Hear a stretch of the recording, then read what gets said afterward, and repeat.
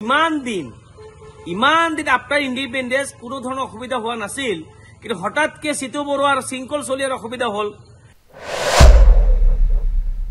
শৃঙ্খল চলিয়া সাগে জন্ম হওয়ার আগতে অসমৰ মিয়াই অসমীয়া ভাষা ৰক্ষাৰ স্বাৰ্থত প্ৰাণ আহুতি দিছিল।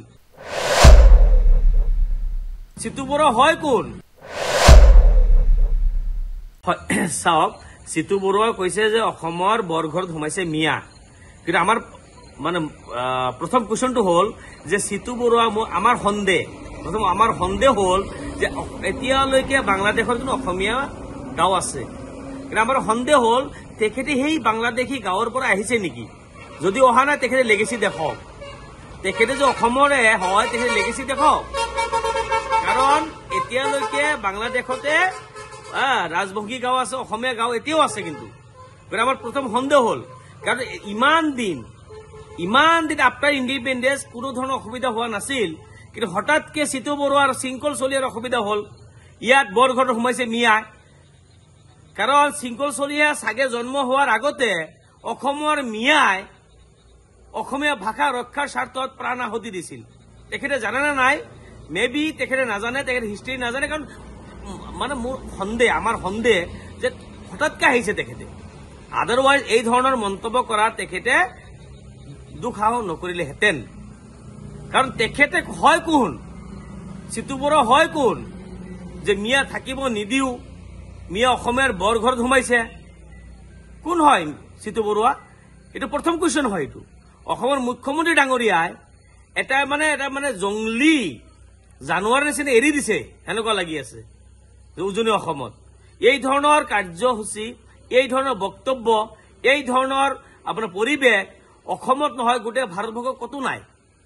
অতি লজ্জাজনক, অতি দুৰ্ভাগ্যজনক। গতিকে অসমৰ মুখ্যমন্ত্ৰী ডাঙৰীয়া আহ্বান জনাইছো যে সিতু বড়ুৱাৰ লেগেসি আছে নে নাই এইটো প্ৰমাণ কৰক। সিতু বড়ুৱা যদি অসমৰ মানুহ হয় তেখেতৰ লেগেসি চাওক আৰু অসমৰ ৰাইজক ৰাজহুৱা কৰক। কাৰণ প্ৰথম কথা, কাৰণ আমাৰ সন্দেহ হৈছে তেখেতেও বাংলাদেশৰ অসমীয়া গাঁৱৰ পৰা আহিছে যেন লাগিছে। কাৰণ চাগে বাংলাদেশত কিবা অত্যাচাৰিত হৈছে, তাতে কিবা অত্যাচাৰী কৰিছিল, তেখেতক মানে তাৰ পৰা খেদি পঠিয়াইছে, আহি ইয়াত মিয়াৰ ওপৰত অত্যাচাৰ আৰম্ভ কৰিছে। মিয়া মানে কি ভাই? ডাঙৰীয়া।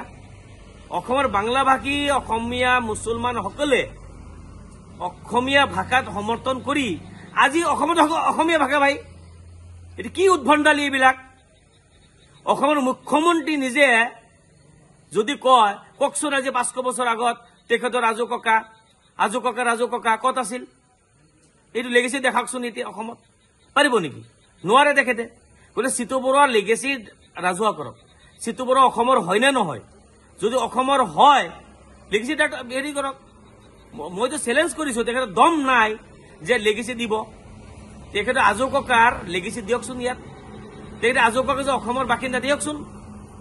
এতিয়া ফটুৱামি, কমপ্লিট এটা ফটুৱামি আৰম্ভ কৰিছে, এটা বহুতামি আৰম্ভ কৰিছে। এটা চৰকাৰৰ বহুতে হৈ অসম চৰকাৰৰ মাননীয় মুখ্যমন্ত্ৰীয়ে নিজে তেখেতসকলক দিছে। এই ধৰণে চলি আছে, এটা অৰাজকতা। ৰুলছ অফ ল ভায়োলেশ্যন, মানে ৰুলছ অফটো নাইয়ে, ল ভায়োলেশ্যন কৰি আছে, ল ব্ৰেক হৈ আছে। আজি 5জন লাচিত সেনাৰ কেডাৰক এৰেষ্ট কৰিছে, কিন্তু বাকী ক'ত যাব সিহঁতে? আজি অসমত যিটো বিশৃংখলা লগোৱাৰ মেইন মানুহটো হ'ল লাচিত সেনা আৰু সিতু বড়ুৱা। গতিকে আমি আহ্বান জনাইছো যে অসমখনত মানে শৃংখলাবদ্ধভাৱে আইন শৃংখলা ৰক্ষাৰ্থে মাননীয় মুখ্যমন্ত্ৰী মহোদয়, আপুনি নিজে গৃহমন্ত্ৰী হয়, গতিকে আপুনি এই ধৰণৰ উজনি অসমত উদ্ভণ্ডালি এই ভণ্ডসকলৰ বিৰুদ্ধে কাৰ্যকৰী ব্যৱস্থা গ্ৰহণ কৰক।